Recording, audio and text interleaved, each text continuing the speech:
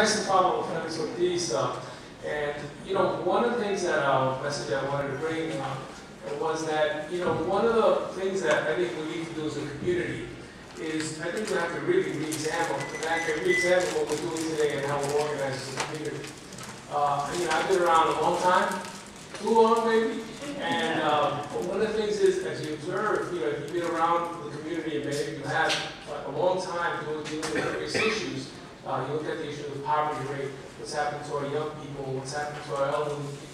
It seems like it's the same thing all the time, same kind of reports. The poverty rate is very high, the disparities in health conditions, all those types of things are underrepresentation in government jobs, on and on and on. And it's almost like it doesn't change. Sometimes it gets more, and obviously in the current conditions it gets worse. And we continue to push. Community-based organizations continue to struggle, continue to try to provide services, to deal with the issue of budget cuts and smaller budgets and, you know, much tougher environment to kind of work in. Our politicians, we struggle to get more political representation, to get people who can advocate for us in Albany, in the City Hall, and in Congress. And we struggle all the time around these types of issues with less and less. Meanwhile, our population keeps growing in dramatic ways. That's always the story every 10 years, right? When the census comes out, the Latino population has grown dramatically, about 50%. When we say now it's like 50 million people, and I always say it's really 54 because you have to include the people of Puerto Rico who are U.S. citizens. So, you know, what's this 50? How do you exclude 4 million people? But what happens is, you know, when those numbers come out, you know, what happens, we're very emboldened and say, well, you know, the greater numbers we have now, that means more political, more economic power for our community. On the other hand, in the rest of American society, their reaction is, holy shit, these people are taking over, these people, what the hell, they keep growing and they're going to take over the country and they don't want to speak English and blah, blah, blah, blah. It goes on and on. So they wind up with, you know, those kinds of challenges at the same time. And one of the things that's been very difficult for us to do as a community is to deal with those growing numbers and the fact that the kinds of programs, the kinds of approaches that we use in terms of public policy, in terms of our own services, hasn't been able to keep up with the scale of the problem. The scale of the population gets larger, or organizations get more constricted. We have struggles all the time trying to get various professions, like the social work profession, to open up sufficiently to include our people. And so what happens is that our population, as it gets higher, and our ability to deal with those problems sometimes seems even more, you know, gets smaller and smaller compared to the size of the Latino population. And so we haven't dealt with, I think, these issues from that kind of broader kind of public policy perspective. How do we basically ratchet up the kinds of services, the kinds of approaches to dealing with these issues that we're constantly dealing with at a level that it really needs to be? And so we both feel as a community that we're being shortchanged. And no matter where I go around the country, and I speak to Latino leaders, they always feel marginalized. I find that even in places where they're, you know, I remember once I was in Hartford, Connecticut, when they had a Puerto Rican mayor, and they felt, the community felt disenfranchised, even though they had a Puerto Rican mayor. You know, I think he's in jail now, or he's I don't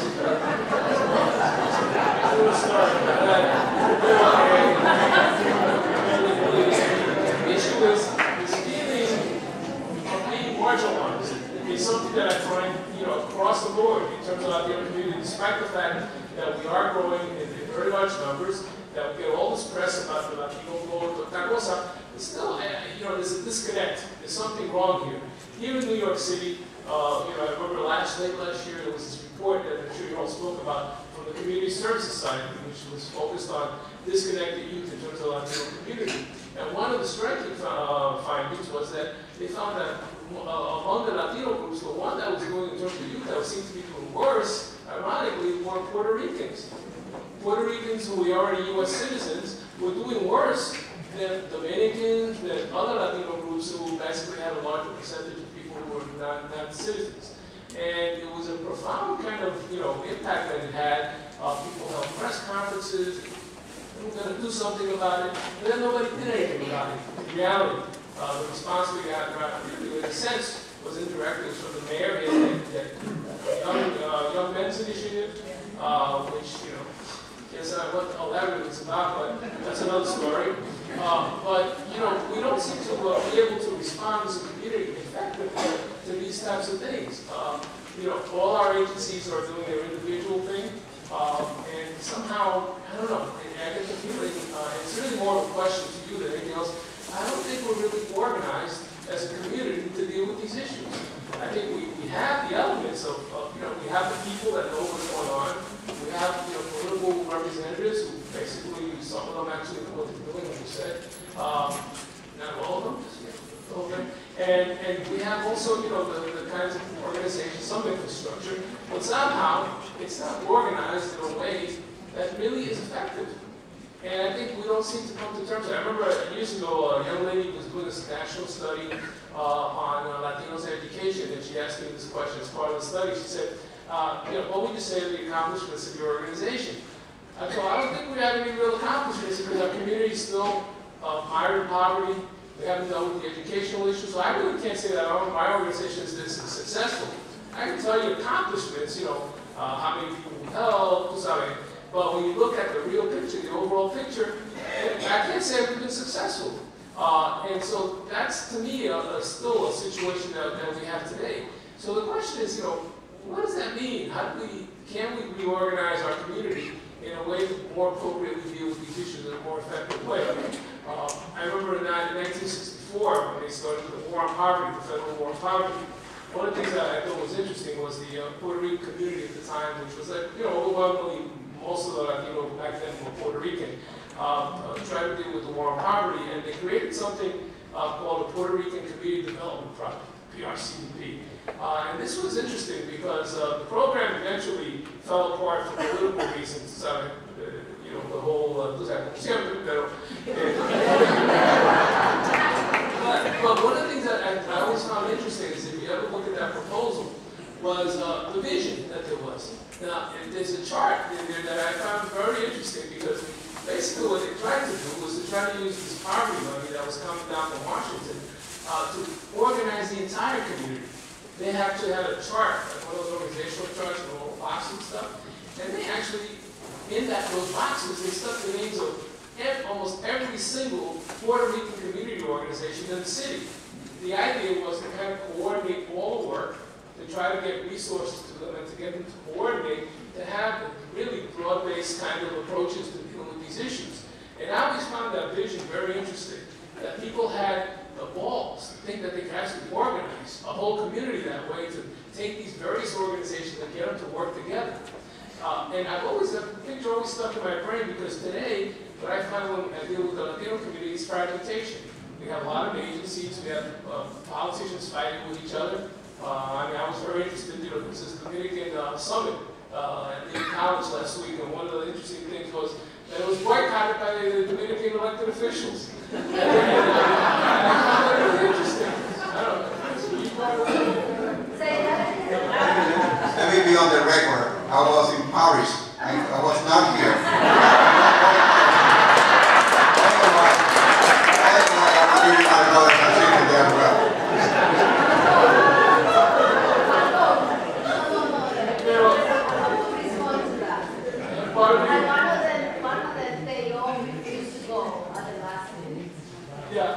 Yeah, that's what we call boycott. I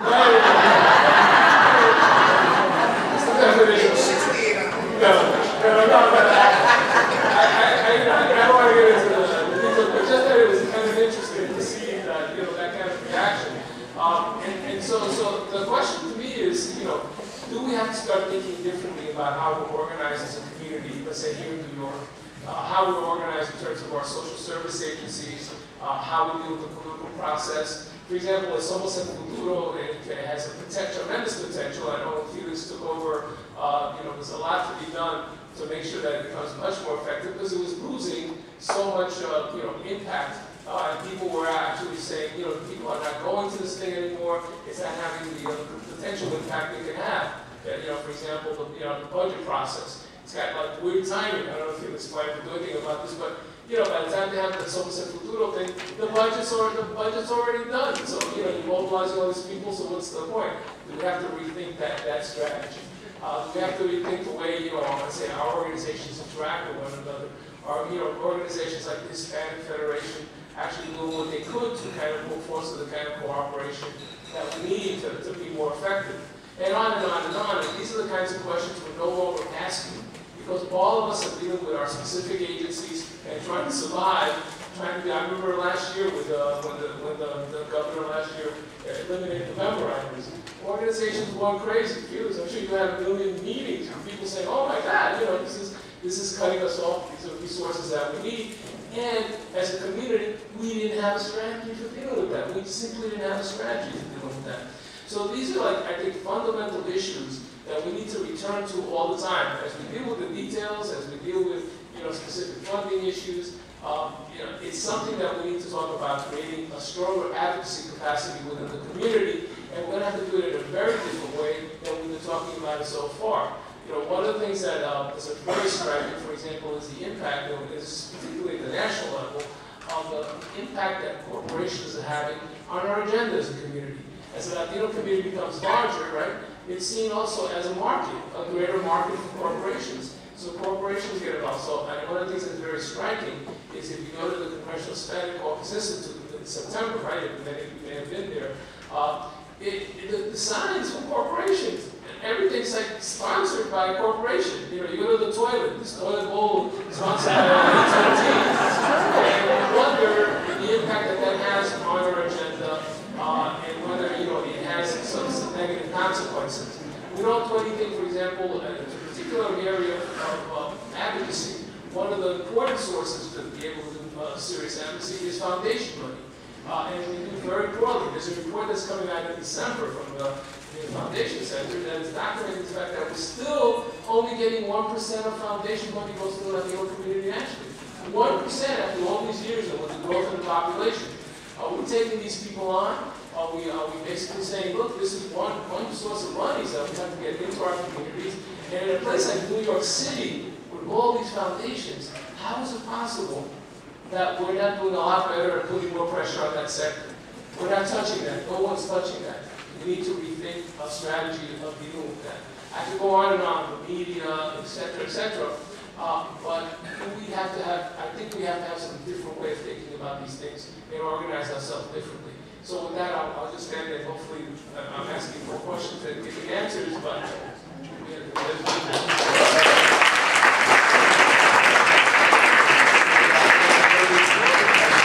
point of observation from Rondo Farcon.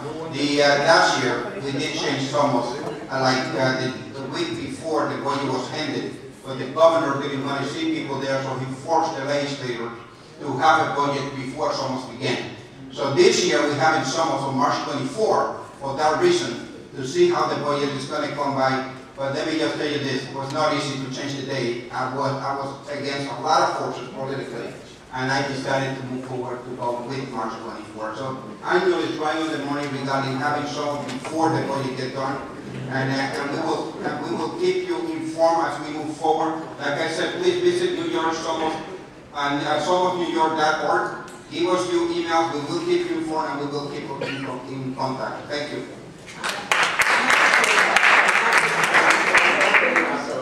I have to say that at the very beginning of the advocacy was done during the budget. It was during the week instead of the weekends, and I'm glad that it's gone back because it gives a better. You're working with the budget, and so I'm glad it's starting to move that way. And I think that one of the things that you said that for our next speaker is that discretionary monies, everybody was caught by surprise because everybody was cut. Discretionary monies. And it was done, and that's where our agencies, the infrastructure, the discretionary money to use for the critical services for our agency. And when it was cut, some of it was retroactive. So we lost a lot of our agencies because of that. The next speaker we have is Henry Acosta. And he's the Executive Director of the National Resource Center for Hispanic Mental Health and the Deputy Director of the New Jersey Mental Health Institute. Mr. Acosta's most recent work aims to address the nationwide lack of availability of access to and the provision of quality mental health services for Hispanics, and to heighten awareness and acceptance and understanding mental illness among Hispanic population. How's everyone doing today? Good. Well, two great acts to follow, so I appreciate the time to follow it. And I like to be a comedian, so it's nice to know that I have two other comedians. So that's good. Usually I'm the only one who's usually joking around, and everyone else is so serious. So it's nice to be around other comedians who get the picture of laughter and humor. I want to start off. We've been talking a lot about today. We've heard from Maria Elena Jimenez this morning when she talked about the disparities that exist in Latinos, and many of us know them. But I'd like to start with several slides that help put things into perspectives. And a lot of times there's students who are still out there who are doing their master's or their doctoral work, and these resources would be great. Over the last 10 years, there's been a number of reports that have highlighted an array of disparities in behavioral health and in health for racial and ethnic minorities. So these are just 4 of the major reports that have been released. A lot of it has started really after the first ever Surgeon General report on mental health was released back in 1999 by former Surgeon General David Satcher, which really highlighted a lot of disparities. You have the links. You don't have to worry about writing all these because at the end there's a website where you can just pick up today's PowerPoint, go on there and print it out instead of trying to write these long URLs for some of these reports. You can see people writing on there. I just want to give you an overview of what some of those disparities are. Because we hear that word a lot, but sometimes we don't have specifics. Well, these reports have highlighted certain things such as African Americans and Hispanics being more likely to be prescribed older medications. We know that, unfortunately, Hispanics in all states are nationally represented either number 1 or number 2 without health insurance. And there's a tendency to give them older medications when they do go into psychiatric care. That is usually concerning, one, because many of the older medications still have a lot of side effects, have more side effects and are not as effective as the newer brand of medications.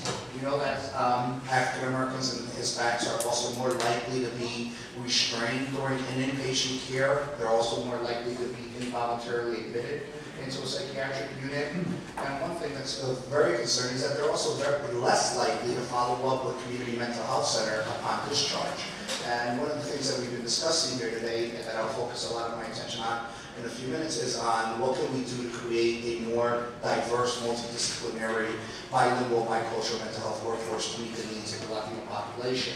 We also know that studies clearly show that African Americans and Latinos are also more likely to be diagnosed with a serious mental illness, even if they present identically to someone else from the majority population. Instead of getting a diagnosis of adjustment disorder, look at that they're suffering a manic episode, or advanced schizophrenia, which is common, an overdiagnosis that's common for the African American population. And the reason that's important is because studies find that when the same person is interviewed by someone from their same race or ethnicity, that they actually are not that diagnosis, that they actually present better clinically.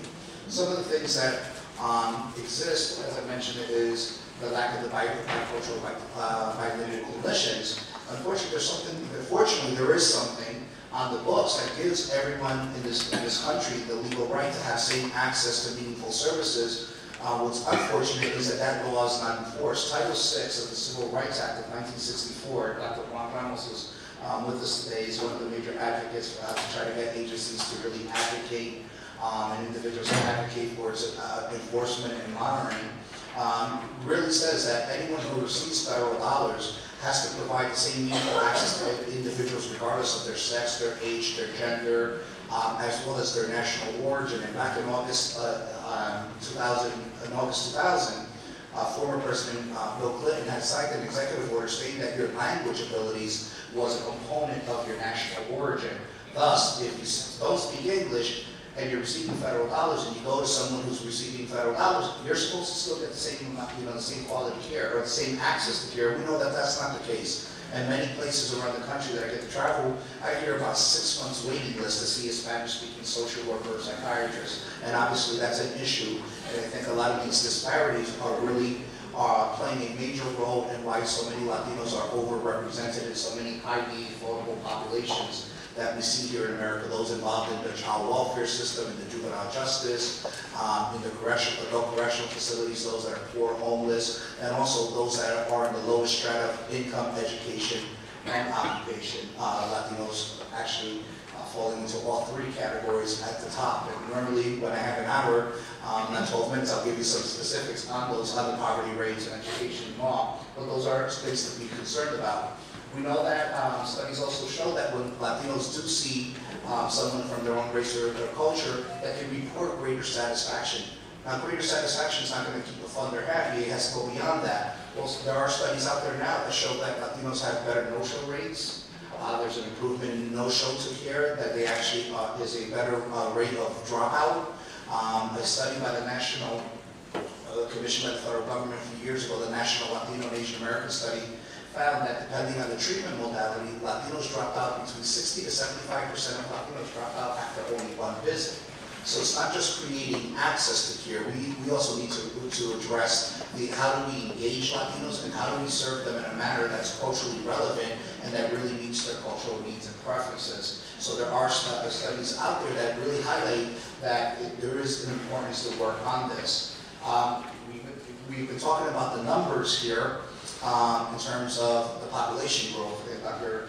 Carmen Ortiz mentioned about by the year 2050, we're going to number about 30%, about 132 million is the estimation. One of the things that we know is that right now, we're already over 16% of the U.S. population.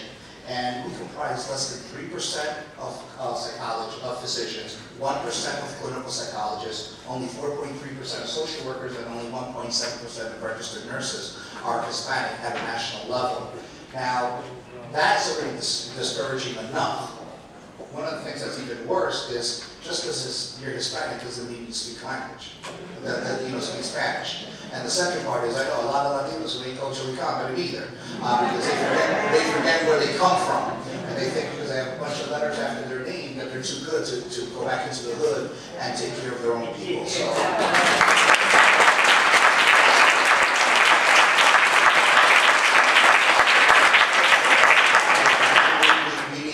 Work on the issue of creating more diversity, but also creating that cultural competence, which entails a lot more than just speaking the language. So there's an initiative that I want to spend the rest of the presentation talking about called Movilizándonos por Nuestro Futuro, Strategic Development of Mental Health Workforce for Latinos, which is an initiative that was created by the United States Department of Health and Human Services Office of Minority Health under the leadership of Dr. Teresa Chapa, who is the Senior Policy Advisor on mental health over at the main office down in Maryland. Well, we do that. I usually deal with a bunch of big speakers out of the windowsill and stuff to work out when I go visit my mom in Patterson, so I can deal with some banging in the background. So this initiative was created in 2009 by the office for several reasons. One, it was in response to the studies that highlighted the disparities that exist in the availability of access to and the provision of quality care for Latinos. Also in response to the population growth, and we've been talking about the numbers in the future projections, but also in response to concern about the diversity of the nation's behavioral health workforce and the lack of Latinos at the table. So it's not just that we need more psychologists and social workers, we need to have a voice at the table. And I was, when I saw this announcement for the conference, I had reached out to Maria Elena to congratulate her, to thank her for putting, working with the rest of the task force members on putting something together, because it's great when you have providers out there, but if our, a change, and people are talking about change starts from the top as well, at times, because the leadership has to believe in it in order to put resources. And in this case, we need to make sure that Latinos are at the table, and we're not. At many levels, at the local, state, or national level, we're not.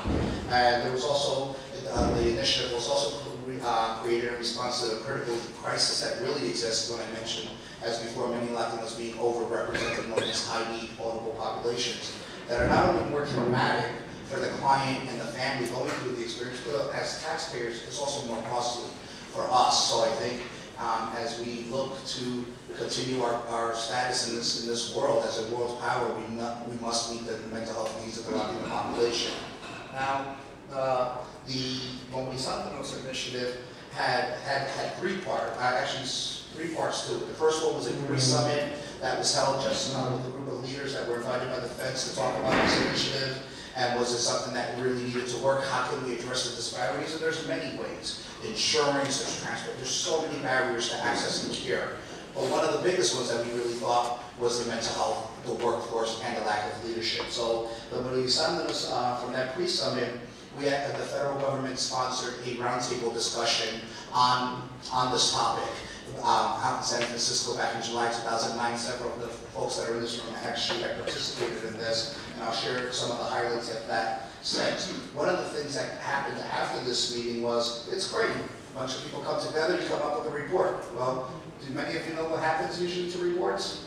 Well, they grow dust, right? Spider webs. They go on a shelf. Nobody does anything. You know why? Because Fulana was doing it, Joselita was doing it, and nobody does nothing. And like Felix said, this time is valid, on this spot change. I ain't got no time to waste. I'll be dead soon enough. The way I eat and the way I schedule is, I want to change.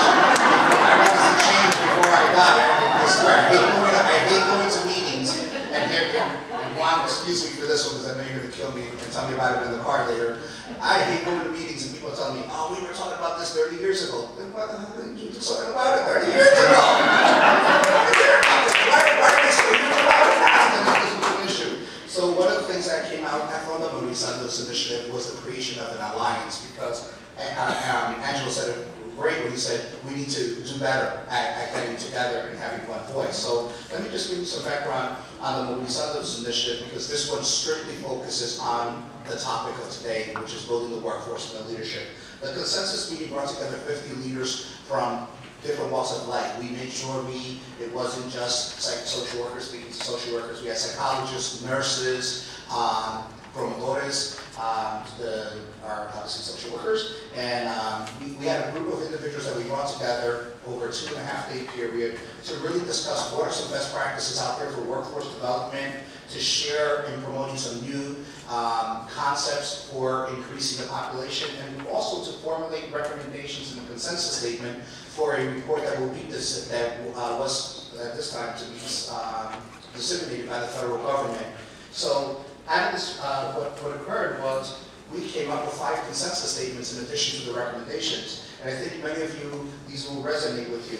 We need to see how do we frame the problem. Well, the first thing is that the Latino population in the U.S. is facing a public health crisis due to poor or mental health needs.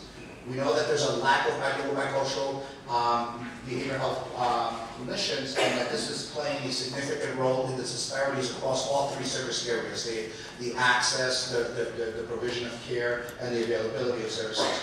We also had to term this that meaningful access to behavioral health care for Latinos in the U.S. is a social justice issue. It's not just, it would be really nice to have more social workers. We have to turn it into what it really is and what's going to resonate to elected and appointed officials to get people to change things. We also know that Latinos deserve a more diverse, multidisciplinary background. Most of us, we're hardworking people, and we contribute to the creation and to the good wealth that this country has. So we deserve to have our needs met in a culturally and linguistically appropriate way. And the 5th sentence, the statement that everyone left here with, saying is that the time for action is now.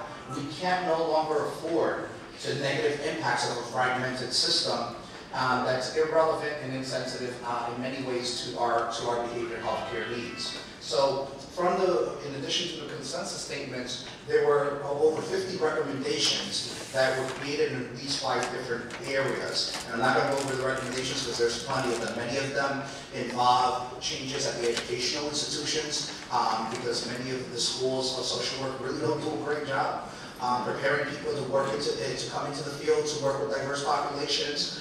Even sometimes our leadership is even though they have an MSW, you would think that they're culturally relevant. Not the case. I actually had to deal with a board of social workers once because the state kept telling me how there was a shortage of bilingual clinicians, and I called the state office to find out how many Latinos existed in their state, and the executive director, who happened to be an MSW, told me they don't track it by race or ethnicity. She can tell me how many LSWs, how many LCSWs, etc. But then she had the audacity to ask me that I want her opinion, and I entertained her and said, sure. And she told me, well, they're in our country now, they should learn the language. And I was like, I can't believe this woman said this to me over the phone. And I was on my job 2 months. And I called the Attorney General's office because I couldn't handle that, because this Board of Social Work fell within the Attorney General's office, and I filed a formal complaint, and she was fired within a week.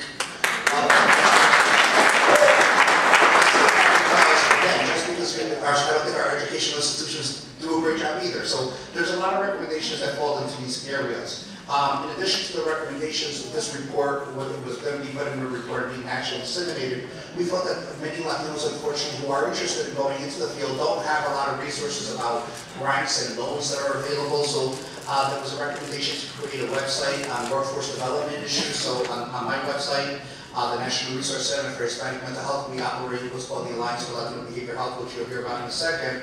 There's a host of resources on there on workforce development. We also said we have to stop talking to ourselves. We need to start talking to everyone else. We need to talk to the foundation representatives, the corporate leaders, because mental illness doesn't discriminate, and guess what? People go to work, people go to, they need us in this country. Our numbers are huge. Without us doing all this work, our country's not going to continue to be that powerhouse. So we needed to start talking to academic institutions, advocacy groups, and so forth. And then the last thing we wanted to make sure was that we created a vehicle for ensuring that the recommendations were actually got somewhere and that the report wouldn't roll dust. So that was really what was the rationale for the creation of the Alliance for Latino Behavioral Health. Was after the roundtable, a group of us who were at the hotel in San Francisco were like, oh my God, we were so fully charged, everybody was so motivated, we all think we came up with great recommendations. And we're like, yeah, but there's power in numbers, which Carmen Ortiz said, there's strength in numbers. So we're like, you know what, we need to really stop doing what many of us have done. The Dominicans worry about the Dominicans, the Puerto Ricans worry about the Puerto Ricans. No, we got to stop that nonsense. We got to stop about the social workers and so forth. We have to work together. So we created this Alliance for the Latino Behavioral Health Workforce Development, which is a strategic partnership. It's not an organization. The alliance is managed under the auspices of the National Resource Center for Hispanic Mental Health, but it includes groups such as the National Latino Behavioral Health Association, the National Council of La Raza, psychiatrists, nurses, and so forth. And it's not just line staff, it's the president or executive director, CEO, whatever title they give, of all these groups that are members of the alliance. And the alliance actually is run not like a mom and pop shop, it's run like an organization. We have a vision statement, a mission statement, which you guys can read at a later time. And I love what Angela was talking about earlier about being strategic in how we do our stuff and being more organized. The first thing that we did was held a facilitate a strategic planning meeting with the Alliance Steering Committee members. There's 20 members from these national organizations, and for 2.5 days, we got stuck in a hotel, we working. We developed a formal governance structure, a communication plan for one another, developed our mission and vision statement, held it like a real business, created specific goals and objectives, because recommendations are great. But there's a lot of intervention strategies that go into these things, and a timeline. You also have to be realistic. So we did a strategic plan for us, and so forth. And then lastly, some of the things that we did do, we held a congressional briefing on Capitol Hill to get the federal government involved. And that was co-sponsored by Congresswoman Grace Napolitano, who's the co-chair of the Mental Health Caucus, and then also Lucille Roy-Goulart, who's the chair of the Hispanic Health Task Force in Congress, to get those, again, another body involved, because a lot of people still don't realize that physical health and mental health are interconnected. You can't have one without the other. So there's a lot of other stuff going on, and I guess we'll talk about it later, because Selena keeps rubbing me in the head. I was like, I keep enjoying it, so I was like, I'm gonna keep talking, let her just keep rubbing away. I was like, I got 2 generated this in my back, so it's all good. But thank you. Thank you very much.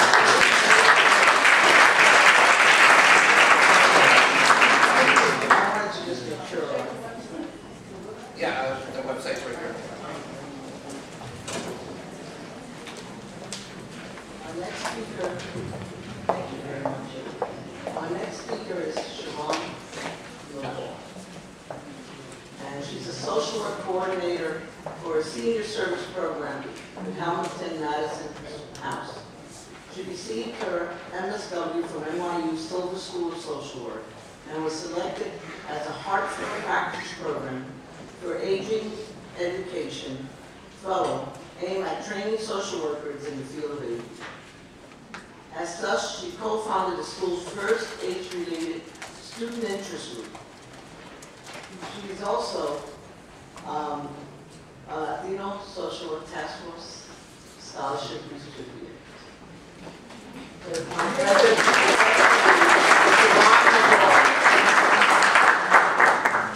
you very much. Buenas tardes, everyone. I'm Shamanda Law, and I presently work at Hamilton Madison House, which is a nonprofit in Lower Manhattan, primarily servicing the Lower East Side since 1898. Our agency has evolved over the years to address issues facing a now diverse and culturally diverse and racially diverse Lower East Side community, including Jackson County communities.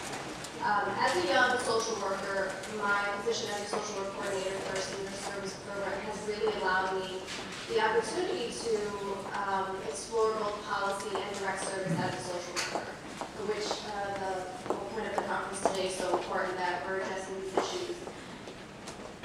As Zuleika mentioned, I am also a Latino Social Work Task Force Scholarship recipient. As such, I have the great opportunity to be here with you today.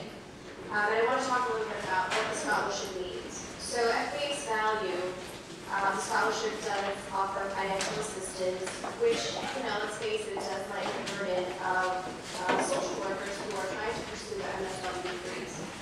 While this is an incentive to those pursuing their MSW degrees, the scholarship does have deeper meaning and implications. The first is acknowledging the need to have more Latino social workers trained to address issues facing the Latino community. As we're addressing today, there is a shortage. Latinos have fast become the largest minority group population nationwide. Here in New York City, as the Latino community continues to grow among the poorest of the poor, so does the need to have social workers who are able to address the growing issues facing them, such as immigration and acculturation. Latinos are increasingly at risk facing greater psychosocial problems.